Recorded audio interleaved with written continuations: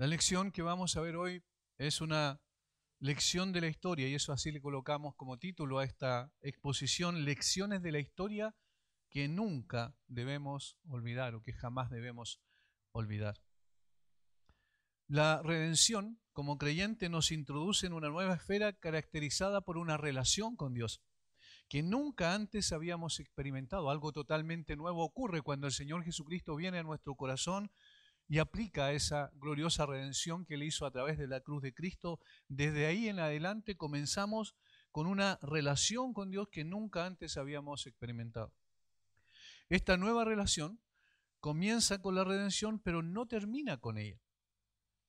Al contrario, es la redención la que abre el camino para establecer esta relación nueva con el Señor. Es necesario, por tanto, que los redimidos aprendamos a vivir como tales, como hombres y mujeres libres, que apreciemos adecuadamente el precio de la libertad y, sobre todo, de nuestra relación con el gran Redentor que nos ha sacado de la esclavitud del pecado para concedernos el privilegio de vivir como hombres y mujeres libres. No cabe duda que el libro de Éxodo en el Antiguo Testamento es el libro de la redención por excelencia, así como el libro de Génesis es el libro de la elección. A los que escogió soberanamente en Génesis es a los que redime en Éxodo. Un hombre, Abraham, una familia, la de Jacob, un pueblo, Israel, son los escogidos, y a estos es a los que redime con mano poderosa en Éxodo. Y es con los redimidos que Dios sigue tratando en todos los tiempos, ahondando su relación con ellos y enseñando lecciones que solo pueden ser asimiladas y aprendidas por los suyos cuando se dejan guiar según la voluntad de Dios. Son los redimidos que debemos aprender en la práctica lo que Pablo dijo a los romanos: a los que aman a Dios, todas las cosas les ayudan a bien. A los que aman a Dios, todas las cosas les ayudan a bien. Y añadió, esto es, a los que conforme a su propósito son llamados. Todas las cosas les ayudan a bien. Y aquí obviamente no está diciendo que todas las cosas salen de acuerdo a nuestros propósitos y según lo que nosotros concebimos como lo que tiene que ser lo correcto, como un estado de bienestar permanente, sin dificultades, sin aflicciones.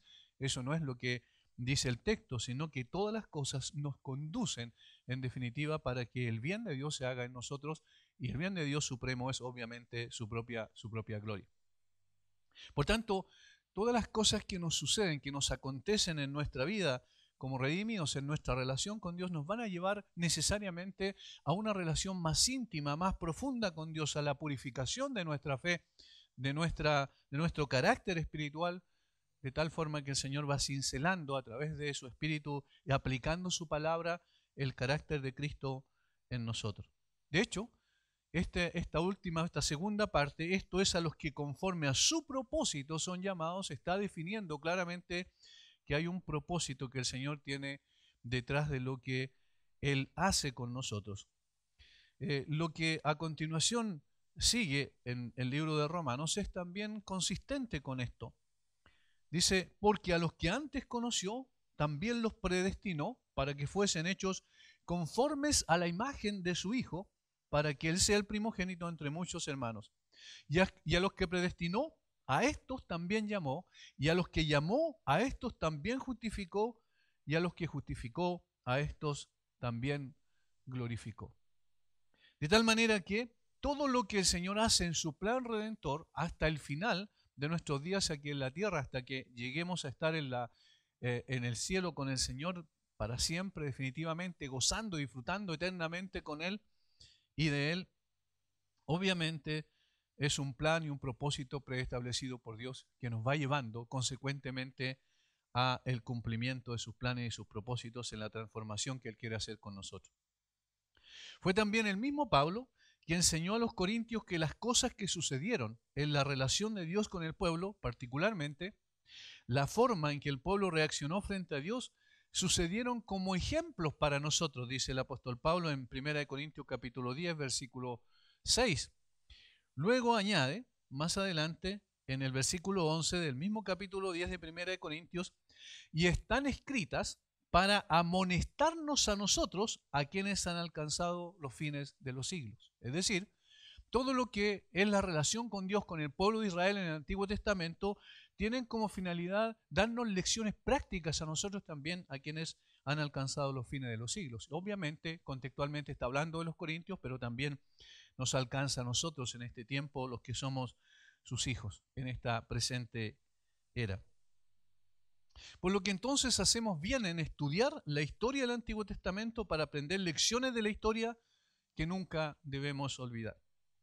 Es la manera en que Dios nos instruye para vivir como redimidos en medio de un mundo de esclavos, para aprender a confiar en Dios solamente, donde debe estar, como dice el salmista, acallada nuestra alma, porque Él es nuestra esperanza. Desprendernos de esta autoconfianza que no nos deja despegar en nuestra relación con el Redentor es imprescindible, despegarnos de esta autoconfianza. Porque en la medida en que sigamos dependiendo de nosotros, aún en lo más mínimo, en esa misma medida, no podremos disfrutar realmente nuestra vida como redimidos del Señor en plenitud. Cuando todavía estamos apegados a nuestras fuerzas y capacidades y creemos que somos suficientes para alcanzar ciertos objetivos con nuestras fuerzas, entonces no estamos adecuadamente viviendo en plenitud nuestra relación con el Señor. Por eso yo quiero llevarles a Éxodo capítulo 14, un texto muy conocido, versículos 1 al 31. No vamos a desglosar cada uno de estos versículos, pero sí vamos a ver algunas cosas en general que nos ayuden a poder entender las lecciones que Dios quiere darnos también a través de esta historia plasmada en su relación con los israelitas. Los israelitas habían salido de Egipto, como bien sabemos, bajo la poderosa mano de Dios. Dios ejecutó sus juicios sobre los dioses en Egipto y sobre los egipcios que esclavizaban a su pueblo, y al mismo tiempo, a través de ello, liberó al pueblo de Israel de la esclavitud en Egipto. Los israelitas fueron testigos presenciales del poder de Dios manifestado de una manera extraordinaria. De hecho, hay dos o tres momentos en la historia de los tratos de Dios con el pueblo de Israel y también de la iglesia posteriormente, donde se puede apreciar con toda claridad precisamente el poder de Dios manifestado en milagros extraordinarios. Y este es uno de los momentos especiales con estas plagas que, como bien sabemos, Dios ejecutó sobre los egipcios, para mostrar que Él es el Dios verdadero, el único Dios verdadero, por un lado, y por otro lado también mostrar a su pueblo, dar una lección a su pueblo, que no hay Dios como el Dios de Israel. Y Dios comienza su trato especial con ellos después de sacarlos de la esclavitud en Egipto, conduciéndolos conforme a su propósito. Notemos contextualmente los versículos 17 al 22 del capítulo 13. Y luego que Faraón dejó ir al pueblo, Dios no los llevó por el camino de la tierra de los filisteos que estaba cerca. Fíjense lo que dice. Dios no los llevó por el camino de los filisteos que estaba cerca. Es decir, Dios no los condujo por el camino lógico, por el que cualquier persona hubiese conducido al pueblo en esas circunstancias, sino que los llevó por un camino distinto. ¿Por qué? O porque dijo Dios, es decir, esta es la explicación que da por qué no los condujo por el camino más cercano, para que no se arrepienta el pueblo cuando vea la guerra y se vuelva a Egipto. Es decir, Dios sabía lo que había en el corazón del pueblo de Israel, y Dios sabe lo que hay en nuestro corazón y sabe lo temeroso que somos ante las circunstancias. Dios iba a conducirlos por un camino distinto. Y versículos 21 y 22 del capítulo 13. Y Jehová iba delante de ellos de día en una columna de nube para guiarlos por el camino, y de noche en una columna de fuego para alumbrarles, a fin de que anduviesen de día y de noche. Nunca se apartó delante del pueblo la columna de nube de día, ni de noche la columna de fuego. La presencia de Dios iba con el pueblo. La presencia de Dios no solo acompañaba al pueblo, sino que conducía al pueblo según el propósito que Dios tenía para con ellos. Dios los guió a través del desierto, en lugar de llevarlos por el camino más transitado. Eso es lo que tenemos allí. El Señor los llevó por el desierto para enseñarles lo que necesitaban aprender antes de entrar a tomar posesión de la tierra prometida. La redención no consiste solo en salir de la esclavitud, sino en aprender a vivir en libertad. Aprender a vivir en libertad. Los israelitas fueron liberados de las cargas pesadas de Egipto, pero ahora debían aprender a vivir como hombres libres realmente. Dios no los libertó para que hicieran como ellos quisieran, los redimió y pagó el precio de su libertad para hacerlos su pueblo escogido y tener un trato especial con ellos para lograr un objetivo más trascendente que es su propia gloria, como bien sabemos. Los estaba preparando para lo que venía y lo hizo de una manera especial. Esa presencia de Dios los acompañaría en todo su recorrido por el desierto. Pero no era una presencia pasiva, como dijimos, sino una presencia activa. Él los conduciría conforme a su plan predeterminado. Y estas son las cosas cuando estamos pasando por circunstancias difíciles sobre las cuales digo, no tenemos control. Lo más difícil es poder depender de Dios.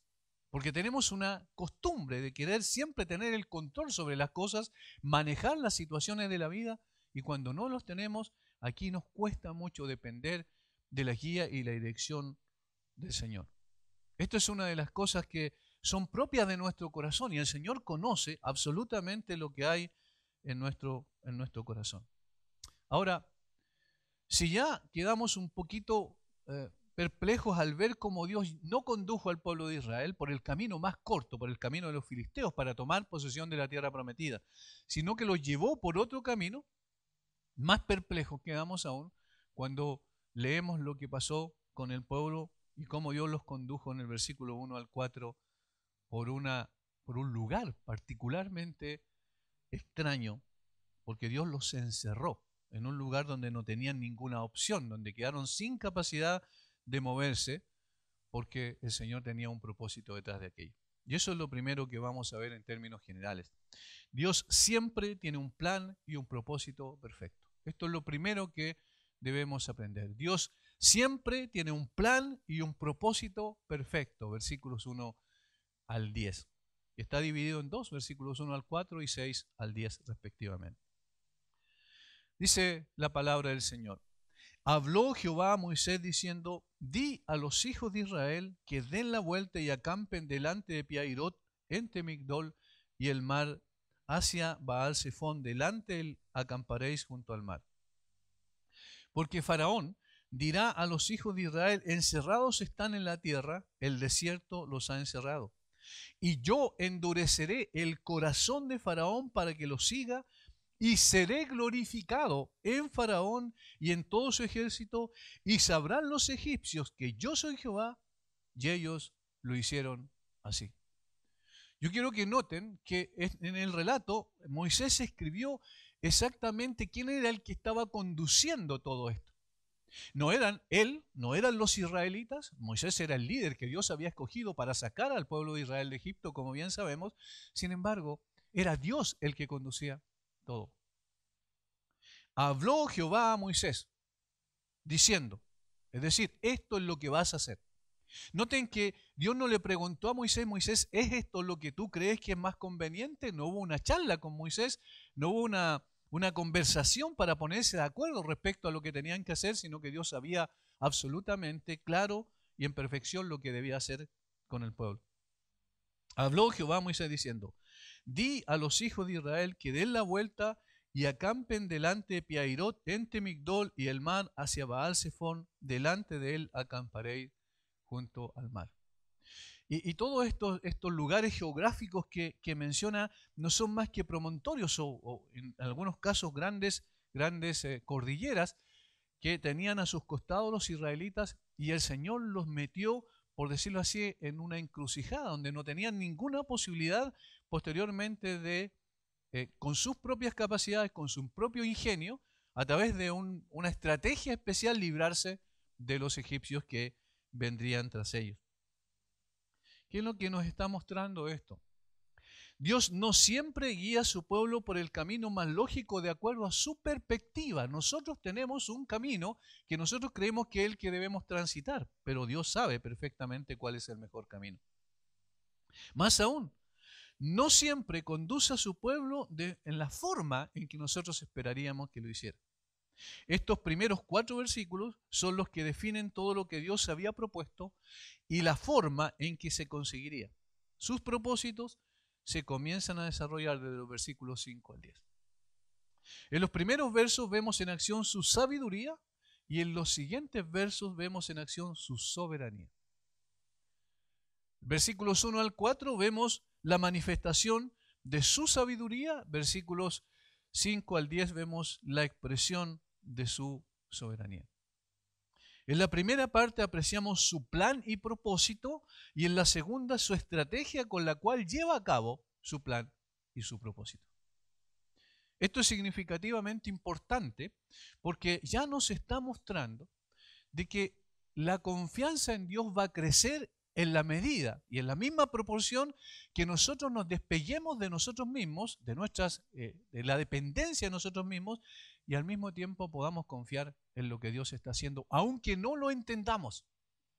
Y esto lo tenemos claro en la Biblia, en muchos párrafos. Por ejemplo, cuando Dios le dijo a Noé que construyera un arca en circunstancias en que nunca había llovido y que iba a venir un diluvio sobre la tierra, cuando obviamente todavía ni siquiera se sabía lo que era la lluvia.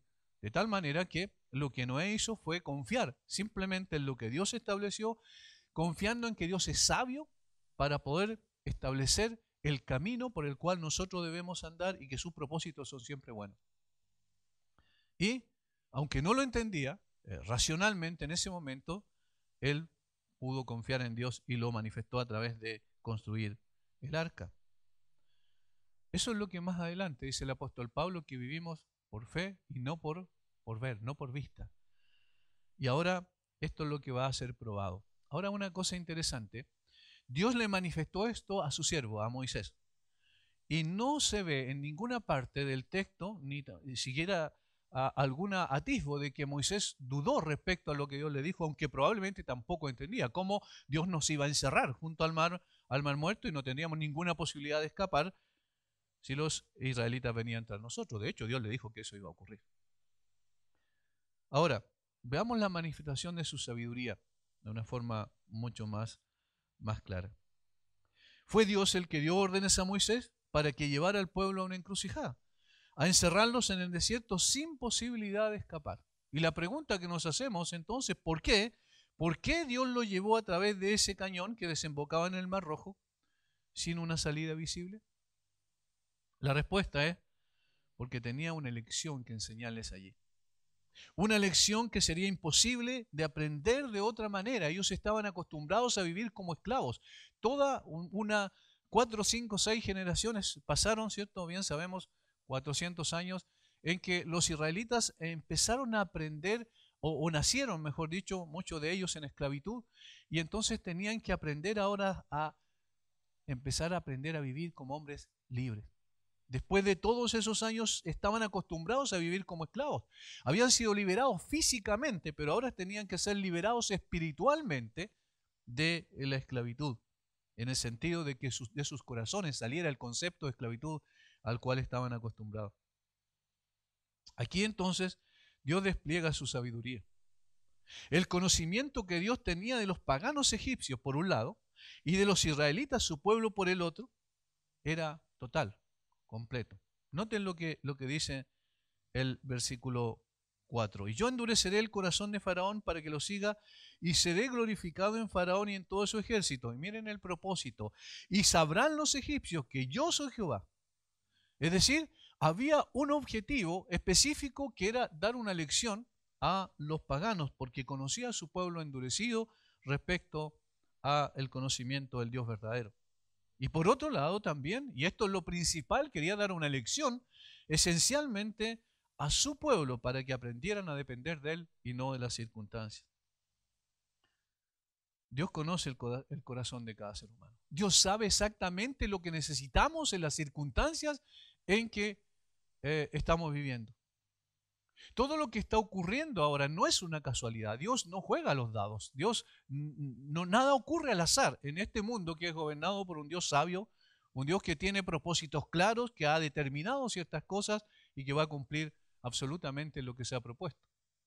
De tal manera que lo que ocurre en medio nuestro en el día de hoy es algo que Dios está haciendo para darnos lecciones especiales a nosotros, su pueblo. Hermanos, todo este tiempo he estado pensando, he estado reflexionando, tratando de indagar un poquito más, de inquirir un poquito más profundamente en la Escritura para ver cuáles son las lecciones, Señor, que tú quieres enseñarnos como iglesia en estas circunstancias en las cuales estamos viviendo. ¿Qué quieres realmente? ¿Cómo quieres probar nuestro corazón en medio de esto? No nos podemos congregar por una situación de sanidad, por una situación también que las autoridades relacionadas con la salud han definido, pero principalmente porque amamos a nuestro prójimo y no queremos también ser causa de que transmitamos algún tipo de contagio hacia ellos. Y obviamente eso significa que debemos tomar los resguardos responsablemente frente a eso. Pero detrás de eso, ¿qué hay? El Señor que mueve los hilos de la historia, ¿qué es lo que tiene para nosotros enseñarnos? Y aquí nos está diciendo, mira, yo les enseñé lecciones a los israelitas cuando los saqué de Egipto a través de conducirlos por caminos que ellos ni siquiera se imaginaron que iban a andar para poder probar sus corazones, para poder ver lo que había en sus corazones. No en el sentido que Dios no lo conociera, sino en el sentido que ellos pudiesen dejar o quedar en evidencia respecto a lo que realmente es su fe, hasta dónde estaban confiando realmente en Dios y hasta dónde estaban confiando en sí mismos. O en Moisés, que era su líder. Dios conoce perfectamente nuestro corazón y sabe por qué está trayendo sobre nosotros esta situación que no esperábamos. El Señor sabe las inclinaciones y los deseos más profundos de nuestra alma. Y por eso es que usa su palabra para poder profundizar dentro de nosotros, interiormente en nuestra alma, llegar a lo profundo, discerniendo las intenciones del corazón, como dice que es uno de los objetivos de la palabra y el poder penetrante de la palabra que tiene para con nosotros, para que nosotros mismos podamos entender cuál es la condición y la necesidad de nuestro corazón. Y como sabe la necesidad de nuestro corazón, sabe también cómo abarcar eso, cómo darnos lecciones que impacten nuestras vidas de una manera especial. Y entonces Él despliega su forma en la cual ejecuta su plan. Primero establece su plan con su sabiduría y luego Él despliega su soberanía. Notemos del versículo 5 al 10 como es evidente que todo lo que hicieron los egipcios no fue una cosa, no fue una casualidad, sino que estaban siendo movidos de alguna manera por el Dios soberano. Y este es el despliegue de su soberanía, la soberanía de Dios. Y fue dado aviso al rey de Egipto que el pueblo huía y el corazón de Faraón y de sus siervos se volvió contra el pueblo y dijeron, ¿cómo hemos hecho esto de haber dejado a Israel para que no nos sirva? Y unció su carro y tomó consigo su pueblo y tomó 600 carros escogidos y todos los carros de Egipto y los capitanes sobre ellos. Y endureció Jehová el corazón de Faraón, rey de Egipto. Y él siguió a los hijos de Israel, pero los hijos de Israel habían salido con mano poderosa. Siguiendo los pueblos egipcios con toda la caballería y carros de Faraón, su gente de a caballo y todo su ejército los alcanzaron acampados junto al mar, al lado de Piairot y delante de Baal-Zephón. Y cuando Faraón se hubo acercado, los hijos de Israel alzaron sus ojos, y aquí que los egipcios venían tras ellos, por lo que los hijos de Israel temieron en gran manera y clamaron a Jehová. No sé si notan en el texto la conducción de Dios. Es evidente. Primero lo estableció en el versículo 4. Yo endureceré el corazón de Faraón para que lo siga, y seré glorificado en Faraón y en todo su ejército. Yo endureceré el corazón de Faraón. Es decir, Dios estaba actuando de una manera especial sobre la vida de Faraón. Y luego lo ejecuta. Y fue dado aviso al rey de Egipto que el pueblo huía, y entonces el corazón de Faraón y de sus siervos se volvió contra el pueblo. Pero ¿quién estaba detrás de los acontecimientos? Más adelante lo dice en una forma literal. Versículo 8. Y endureció Jehová el corazón de Faraón, rey de Egipto. Y endureció Jehová el corazón de Faraón, rey de Egipto. Dios estaba detrás de los acontecimientos. Dios estaba detrás de los acontecimientos. Dios es soberano. Tiene el control no solo sobre su pueblo.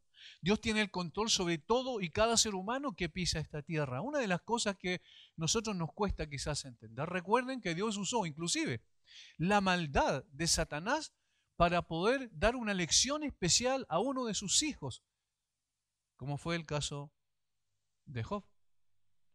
De tal manera que todas las personas no son más que personas que están bajo la soberana autoridad de Dios para ser conducidos conforme a los propósitos de Dios para producir en su pueblo lecciones especiales que de otra manera no podríamos aprender. Tal como Dios lo había dispuesto, ocurrió.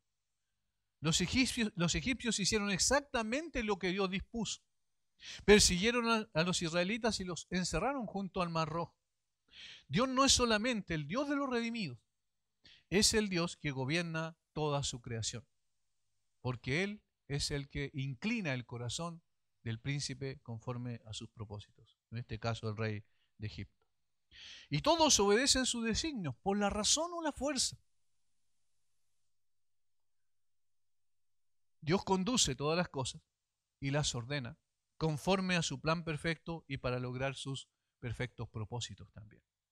Aún el más empedernido de los ateos está bajo su poderosa mano. Aún de las personas que se oponen y levantan su puño contra el cielo en este tiempo, Dios está controlando todo aquello y dirigiendo todas las cosas para que finalmente su nombre sea glorificado y exaltado a través de la consecución de sus objetivos eternos. Por tanto, vemos la sabiduría de Dios en el establecimiento de su plan y vemos también la soberanía de Dios, la expresión de su soberanía al conducir a los israelitas y también a los egipcios para cumplir sus objetivos. Esto es lo que tenemos aquí. Lo segundo entonces que estamos tratando es que Dios deja en evidencia el corazón de su pueblo. Las aflicciones lo único que hacen es dejar en evidencia el verdadero estado del corazón del hombre, ya sea creyente o no creyente. Cuando nos encontramos en situaciones donde no tenemos el control sobre las circunstancias, sale lo que realmente siempre ha estado en nosotros y podemos empezar a vislumbrar lo que Dios está haciendo con nosotros. Y este es el corazón del pueblo. Esto estaba profundamente enraizado en el corazón del pueblo. Fíjense cómo ellos tenían más temor a los egipcios que a Dios. Por lo que ellos, o los hijos de Israel, temieron a las circunstancias. ¿Qué es lo que dice anteriormente? Y vieron los israelitas, alzaron sus ojos y vieron que los egipcios venían tras ellos y entonces tuvieron un temor grande en su corazón respecto a lo que iba a pasar. No tenían escapatoria, estaban encerrados, no había ninguna posibilidad de escapar. Y clamaron a Jehová. Pero este clamor era un clamor de desesperanza, no un clamor de esperanza. Este era un clamor de necesitamos que alguien nos ayude, necesitamos, Dios, que tú hagas algo por nosotros, nosotros estamos perdidos. Pero había implícito un reclamo a Dios, y eso lo podemos apreciar por el versículo 11. Se volvieron entonces a Moisés y dijeron, ¿no había sepulcros en Egipto que nos has sacado para que muramos en el desierto? ¿Por qué has hecho así con nosotros que nos has sacado de Egipto? ¿No es esto lo que te hablamos en Egipto diciendo, déjanos servir a los egipcios? Porque mejor nos fuera servir a los egipcios que morir nosotros en el desierto. Noten cuántas cosas a través de estas expresiones extrañas en la forma en que se dirigían a Moisés, porque eran preguntas retóricas que tenían una sola respuesta. ¿No había sepulcros en Egipto que nos ha sacado para que muramos en el desierto? Incluso eso es una ironía, porque los egipcios tenían campos inmensamente grandes, preparaban particularmente los sepulcros como lugares inclusive de adoración. Bien sabemos que había un culto a los muertos en forma especial, de tal manera que había suficientes sepulcros en Egipto. Y ellos lo dicen en forma irónica. ¿Acaso no había sepulcros en Egipto que nos ha sacado para que muramos en el desierto? Hay desesperanza en el pueblo de Israel. Ellos están mirando nuevamente hacia Egipto y están diciendo, quizás sería mejor haber estado en Egipto y no haber estado en esta situación, haber salido de aquí para que muramos en el desierto. Había desesperanza. Había desconfianza. ¿Por qué has hecho así con nosotros que nos has sacado de Egipto? Miren cuál es el reclamo permanente. ¿No había sepulcros en Egipto? ¿Por qué has hecho así con nosotros que nos has sacado de Egipto? ¿Por qué? ¿Hacia dónde estaba vuelto su corazón? Hacia Egipto. ¿Qué es lo que ellos anhelaban con todas sus fuerzas? Volver otra vez a estar bajo esclavitud. Es una cosa absurda y lógica, pero ¿no es eso lo que pasó también con los Gálatas cuando el apóstol Pablo los exhorta duramente, diciéndoles que ¿cómo podían otra vez volver, ya habiendo sido libertados, volver a ser esclavos? ¿Acaso no es lo que hay siempre en el corazón de nosotros los hombres, aún del pueblo de Dios, aún habiendo conocido a Dios, aún habiendo sido redimidos por Dios? ¿No tenemos esa tendencia todavía de mirar al mundo para querer, desear, anhelar las cosas que teníamos en el mundo antes de que el Señor nos sacara de esa condición de esclavitud?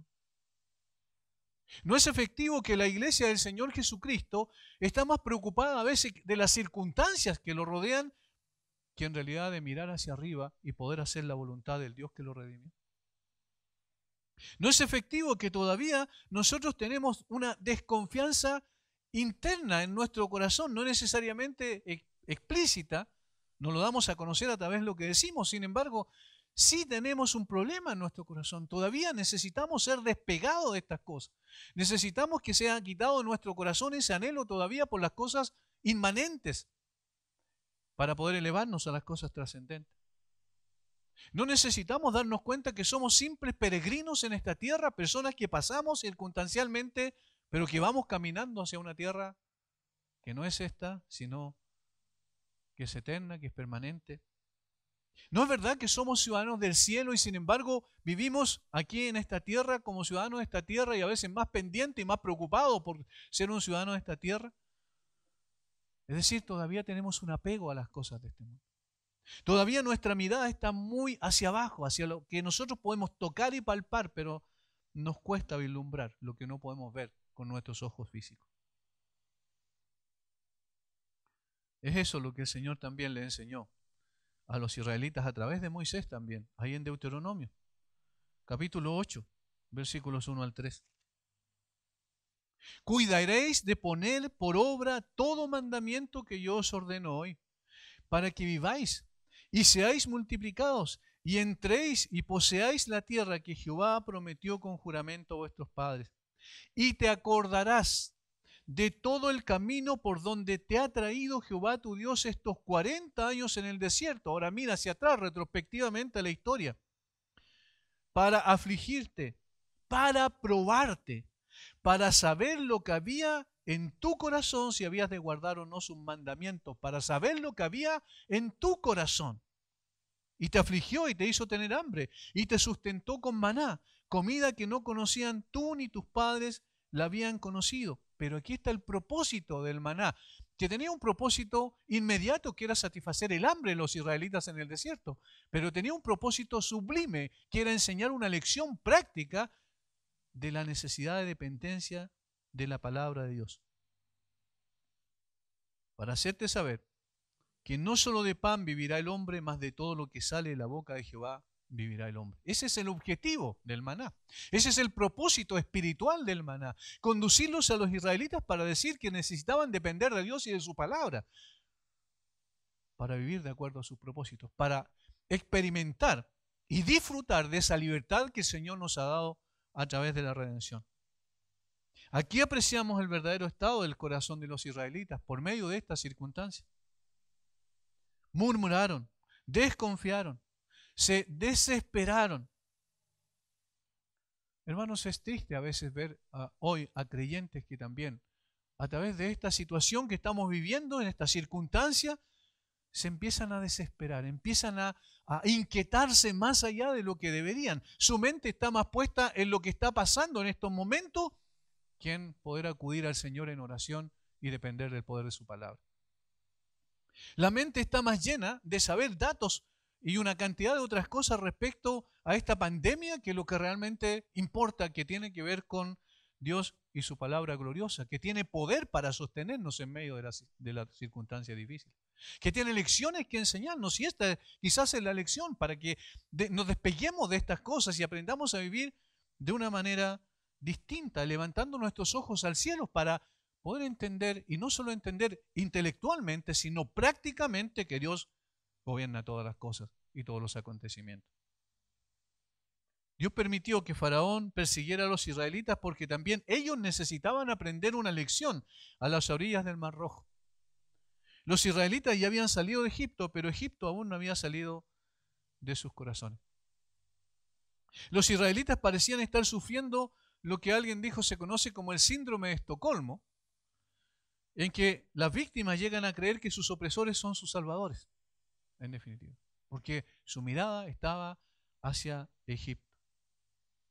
Este nombre, de síndrome de Estocolmo, sucedió cuando unos terroristas tuvieron, o nació allí el concepto, cuando unos terroristas tuvieron a un grupo de rehenes a quienes maltrataron física y emocionalmente, pero luego de su liberación, los rehenes hablaron maravillas de sus captores.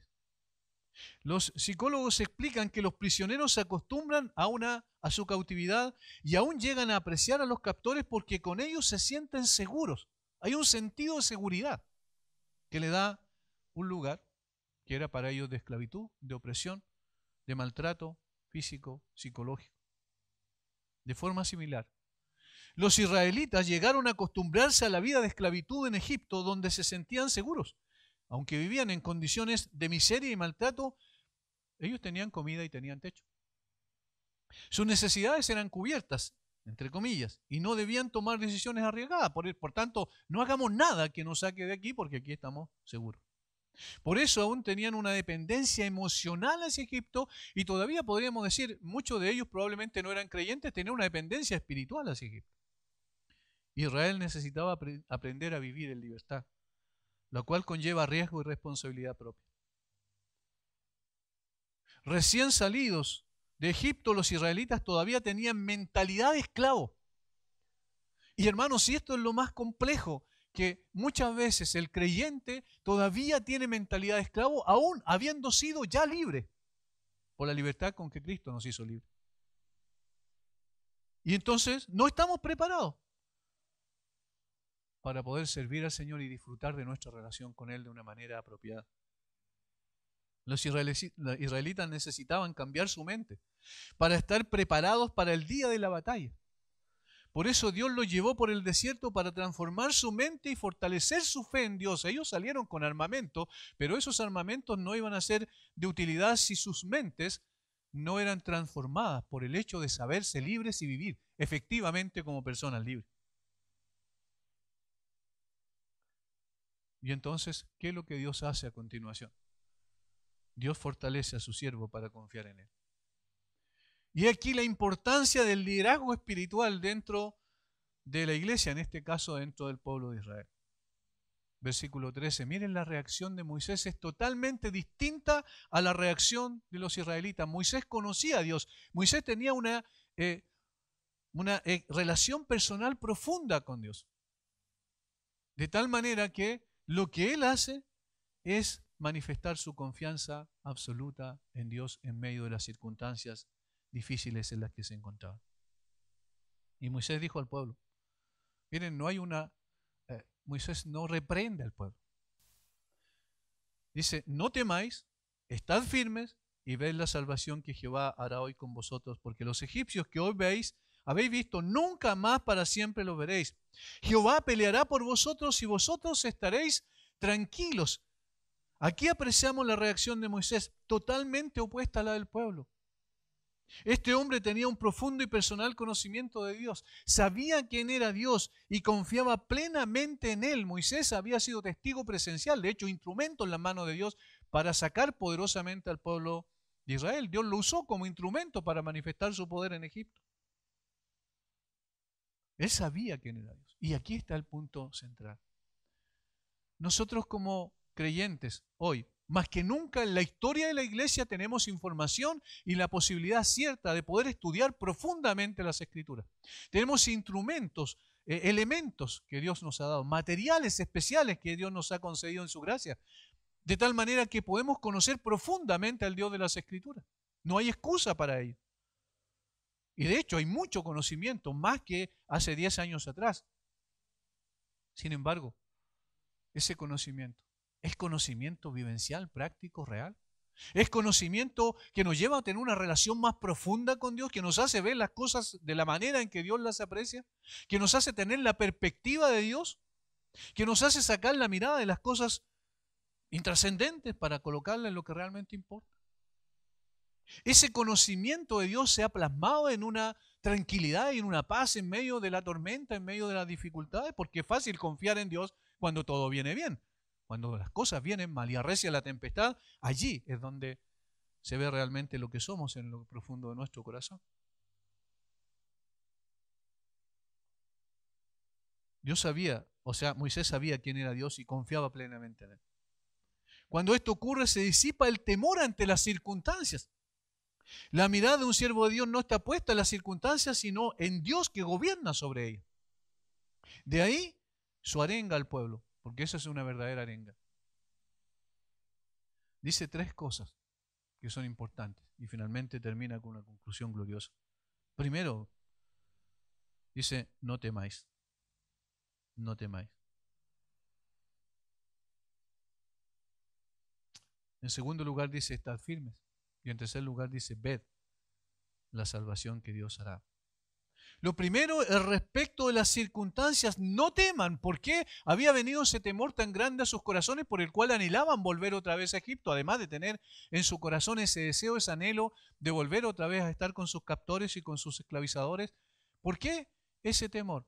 Porque venían sobre ellos y no había ninguna posibilidad de que pudieran salir con vida. Era imposible que ellos se enfrentaran a un ejército preparado, organizado como los egipcios. No tenían las fuerzas para poder vencer. No tenían dónde escapar, no tenían dónde arrancar, y entonces el temor se apoderó de ellos. Las circunstancias fueron las que bloquearon su capacidad de entender que Dios estaba sobre las circunstancias y que Dios tiene control absoluto sobre lo que estaba pasando. ¿No es verdad que nuestra vista se acorta cuando vemos las cosas difíciles que están pasando y sabemos que no tenemos control sobre ellas? Moisés le dice, no teman, no teman, que las circunstancias no los abrumen, que las cosas que están pasando no saquen la vista del Señor.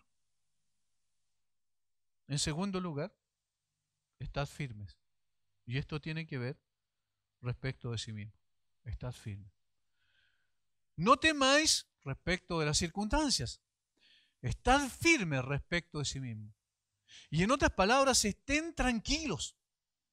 Pero manténganse en su posición. No retrocedan. No hagan nada hasta que Dios nos diga cuál es el camino a seguir. Moisés no sabía cómo Dios lo iba a liberar. Moisés no tenía idea la manera en que Dios iba a usar para poder liberarlos de esa condición difícil en la que se encontraban. Sin embargo, Moisés estaba dispuesto a confiar en Dios. Y le estaba diciendo a ellos, estén tranquilos, no hagan nada. No se esfuercen con sus propias fuerzas y capacidades. Las cosas que nosotros queremos hacer en la carne para poder lograr los objetivos que Dios tiene para nosotros no sirven. No sirven. Y en tercer lugar le dice, ved la salvación que Jehová hará hoy con vosotros. Y esto es respecto de Dios. Respecto de Dios. Levanten la mirada, no la coloquen en las circunstancias, no miren hacia afuera porque ahí no está la solución. No miren a su propio corazón porque ahí tampoco está la solución. Miren hacia el cielo, busquen a Dios porque miren cómo Él va a hacer algo extraordinario en medio de ustedes hoy. ¿Cómo? No sé, pero Dios va a hacer algo. Dios está con nosotros. Dios va en medio de nosotros y Dios va a obrar de una manera especial. Ved la salvación que Jehová hará hoy con vosotros. Fíjense que más que la salvación tenían que ver al Salvador obrando salvación.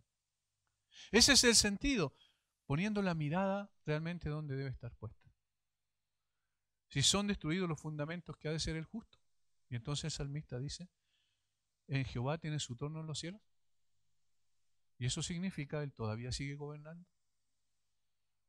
Es lo mismo que Isaías tuvo que aprender a través de una lección práctica también cuando fue al templo. El rey Usías se había muerto, pero le dice, mira, el rey verdadero, el rey soberano, el rey glorioso, sigue en su trono firme, llevando adelante su obra y su plan perfecto.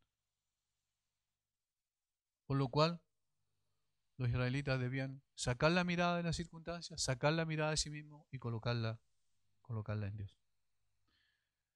Y luego expresa, Jehová peleará por vosotros y vosotros estaréis tranquilos. Jehová peleará por vosotros y vosotros estaréis tranquilos. Es decir, independiente de lo que pase, Dios luchará por ustedes. No sabemos cómo. Ahora, no es una promesa que Dios hace, es una expresión de confianza de Moisés en Dios. Es un principio que nosotros tenemos más adelante, cuando Josué también dice con toda claridad que el Señor ha peleado por ustedes, el Señor pelea por ustedes y el Señor peleará por ustedes en el capítulo 23. No tenemos tiempo para poder examinar ese capítulo, pero es evidente que el Dios verdadero está con nosotros, que el Dios verdadero habita con su pueblo y que el Dios verdadero conduce a su pueblo y que el Dios verdadero va a llevarnos más allá de las circunstancias. A veces nos va a llevar por en medio de las circunstancias, por en medio del fuego, pero vamos a ser más aprobados más allá del fuego por el cual nos lleva. Y entonces va a decir que es necesario probar. ¿Probar qué cosa? Probar la fe. Dios entonces prueba la fe y manifiesta su obra en medio de su pueblo. Versículo 15. Entonces Jehová dijo a Moisés, ¿por qué clamas a mí? Ya no es tiempo de orar, Moisés. Di a los hijos de Israel que marchen. Es tiempo de la acción. Vayan adelante. Y marchen, ¿cómo? ¿Dónde vamos a marchar? Esa es la primera pregunta que uno piensa que se podría hacer Moisés y los israelitas. Si no podían ir hacia un lado ni hacia otro y solo podían ir hacia el mar, al Mar Rojo, pero obviamente iban a ser ahogados allí. ¿Qué es lo que les está diciendo? Confíen plenamente en mí. No importa las circunstancias, confíen plenamente en mí. Di a los hijos de Israel que marchen. Y eso es lo que la iglesia ha de hacer también en este tiempo, aun cuando teniendo ciertas restricciones de reunión como las que tenemos en este tiempo, hemos de seguir adelante porque Dios es el que nos conduce, Dios es el que nos guía y Dios es el que va a ir abriendo caminos en medio del desierto. Tenemos que confiar en Él nada más. Y tú, le dice a Moisés, alza tu vara y extiende tu mano sobre el mar y divídelo entre los hijos de Israel por en medio del mar en seco. Recién Dios le reveló a Moisés cuál era el camino. Y aquí yo endureceré el corazón de los egipcios, soberanía de nuevo, para que los sigan, y yo me glorificaré en Faraón y en todo su ejército, en sus carros y en su caballería. Y sabrán los egipcios que yo soy Jehová. Ahí está la lección para los egipcios. Cuando me glorifique en Faraón, en sus carros y en su gente de a caballo. El resto de la historia la conocemos. Sabemos lo que Dios hizo. Sabemos cómo Dios manifestó su poder, cómo liberó a los suyos y cómo ahogó a los enemigos de su pueblo. Hermanos, Dios también quiere que vivamos no por vista, sino por fe. No sabemos por qué surgió esto. Hay diferentes teorías. Hay teorías de que esto fue preparado, esto de la pandemia me refiero, y que fue planificado para poder contagiar al mundo entero. Hay diferentes teorías, hay otras que dicen que fue algo normal, algo natural, de una cantidad de virus que hay y que se pueden manifestar en cualquier momento. La verdad es que no sabemos exactamente cuál es el origen, pero sí sabemos una cosa. Dios orquesta las circunstancias para dar lecciones especiales a su pueblo.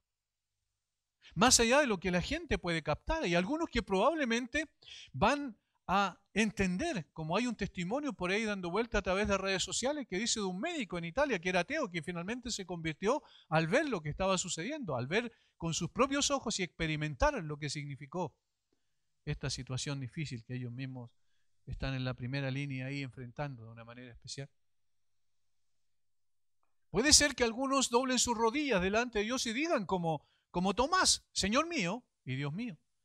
Puede ser que otros dentro de la iglesia del Señor Jesucristo, y esto es lo que queremos, y esto es lo que anhelamos, y esto es lo que el Señor quiere hacer con su pueblo, despierte a los que están durmiendo todavía, aquellos que están siguiendo un cristianismo religioso, ceremonial, ritual, formal, frío y no real, sincero, que realmente vaya a se logre el objetivo en ellos, digamos, de un cambio real de sus corazones para consagrarse definitiva y genuinamente a Dios.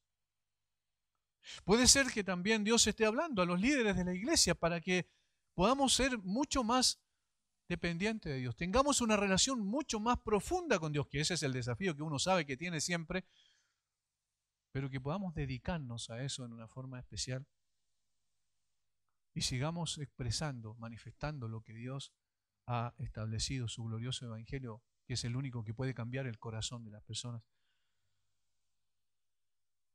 Y conduzcamos a su pueblo no con soberbia, sino con humildad, dependiendo de la autoridad que Dios nos dio en su palabra, pero no saliendo de la autoridad de su palabra. Quizás Dios quiere que también seamos un impacto más grande en la iglesia, en el mundo en el cual vive la iglesia, en las circunstancias en las cuales se mueve la iglesia. Quizás Dios también está hablando a nuestro corazón para que seamos prácticos, y por qué no el día de mañana ofrecer nuestros templos para que, si esta pandemia sigue manifestándose y masificándose como la hemos visto con el crecimiento exponencial que ha tenido en el último tiempo en nuestro propio país, puede ser que tengamos que ofrecer estos espacios que el Señor nos dio para adorarlo, para poder recibir a aquellos que están enfermos y aislarlos. De esa manera, para evitar la multiplicación del contagio. Puede ser que el amor práctico también puede ser una forma de mostrar que sí creemos en un Dios bueno, en un Dios lleno de amor y lleno de misericordia, y que nos ha llamado a amar aún a nuestros enemigos, y que nos ha llamado sobre todo a amar a nuestro prójimo como a nosotros mismos.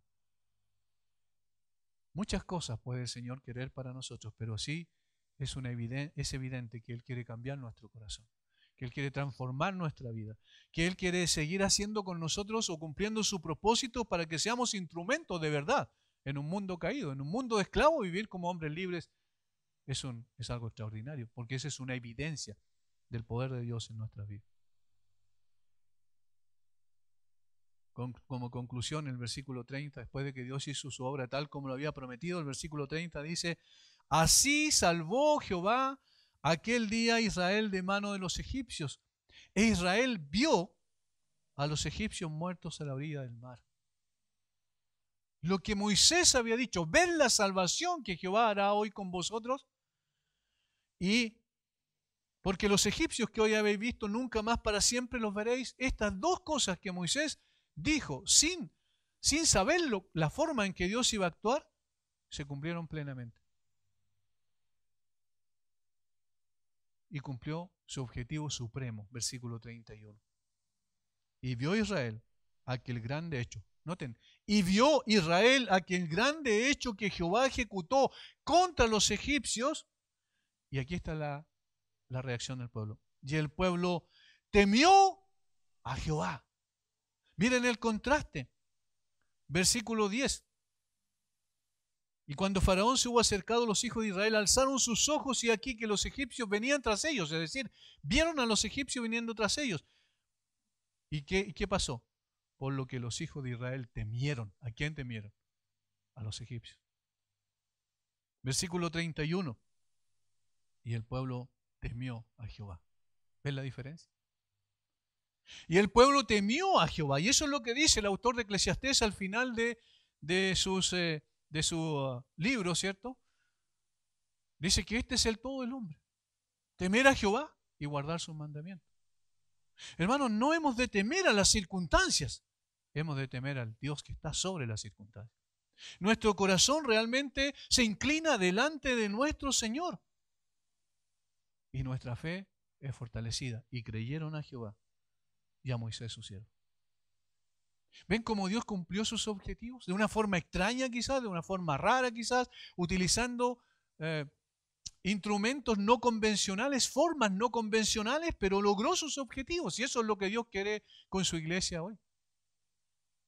Aumentar nuestro temor al Señor. No tenemos que temer a lo que nos pueda hacer el hombre. Incluso aunque la muerte golpee nuestras casas en el día de hoy, podemos estar tranquilos. ¿Por qué podemos tener esa paz que sobrepasa todo entendimiento? Porque obviamente sabemos que Dios es el que está detrás de todo esto, y todo, a los que aman a Dios, todas las cosas les ayudan a bien. Por eso debemos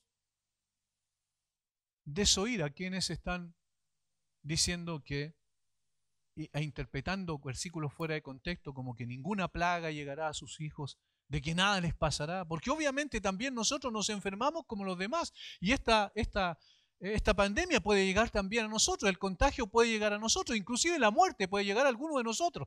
Pero aquí hay una cosa que es más importante que eso. Aunque eso ocurra, seguiremos temiendo al Señor, y no a los hombres ni a las circunstancias. El pueblo de Dios es un pueblo victorioso, no porque es bueno, no porque tiene una capacidad especial, porque tiene una fe inquebrantable, sino simplemente porque depende de un Dios bueno, grande, glorioso, que ejecuta sus propósitos y cumple sus objetivos. Y eso es lo que Dios está haciendo con nosotros. Hermanos, no tenemos que temer. ¿A quién vamos a temer? Ni a los hombres, ni a las circunstancias. Tememos al Dios único y verdadero, nuestro glorioso Señor. Él sabe por qué nos está conduciendo por aquí. Como dice el profeta Isaías, o Dios a través del profeta Isaías, cuando pases por el fuego no te quemarás, si por las aguas no te anegarás, porque yo estoy contigo. Pueblo de Dios, Dios está con nosotros, y esto no va a cambiar, nunca va a cambiar. Dios está con nosotros como poderoso gigante, y si Él quiere llevarnos por en medio del fuego, que nos lleve por en medio del fuego, si eso significa que vamos a estar más cerca de Él, y si eso significa que nuestro apego por estas cosas circunstanciales puedan debilitarse y cortarse definitivamente nuestro arraigo con las cosas que tenemos delante de nosotros, gloria sea su nombre, que así sea, para que podamos confiar más en Dios, depender más de Él y podamos servirlo mejor, con integridad y con un corazón dispuesto. El Señor nos guíe en todo esto. Padre, gracias Señor. Aún estas circunstancias que quisimos transmitir una exposición de tu palabra en una forma fluida, no pudimos, pero tú tienes también el control de todas estas cosas. Danos de tu gracia, Señor, para aprender a vivir, a ser guiado y conducido por ti, no ser un pueblo que vive, Señor, como quiere, de acuerdo a sus propios preceptos y conceptos tan errados, arraigados en nuestro corazón. Quita de nosotros todo aquello que nos apegue a estas cosas físicas que podemos ver y palpar, y que nos eleve, Señor, a una relación más profunda contigo, para que seamos un impacto en medio de una sociedad que sufre sin esperanza. Tu pueblo sufrimos con esperanza. Y alabamos tu nombre por eso, porque somos tuyos y tú eres nuestro Dios, y eso no va a cambiar nada. Nunca, nada nos podrá separar del amor de Dios que es en Cristo Jesús, Señor nuestro, en cuyo nombre oramos en esta hora. Amén.